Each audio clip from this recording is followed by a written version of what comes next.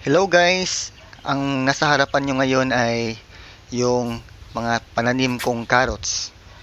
Ito ay nasa 60 days old or 2 buwan. Makikita nyo na maliliit pa rin siya kasi purely organic tong pananim na ito. Wala akong hinalong synthetic fertilizer o anong pataba.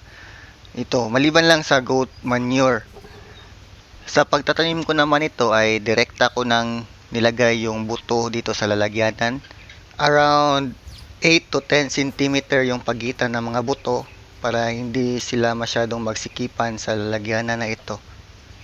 Sa container pot naman, dapat malalim yung pagtamnan nyo kasi yung carrots ay root vegetables na ang pagtubo niya ay pababa. Yan. So, dapat malalim yung pagtamnan nyo ng carrots. Itong nabili ko sa mall na lalagyanan ay around 24 inch and medyo okay siya pagtamnan ng carrots. Yan.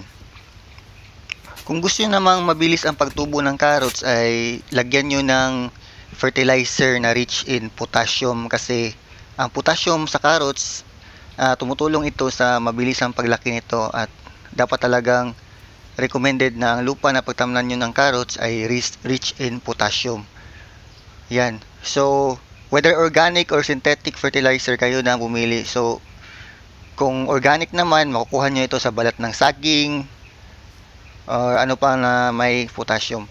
Ayan. So, eksperimento ko lang ito at i-update ko kayo pag maka-harvest na ako nito or kung anong mayroong mangyari sa mga carrots na ito. So, until the next video guys, huwag nyong kalimutang mag-subscribe sa channel na ito. Salamat! Please support this channel by clicking the subscribe button and hit the notification bell.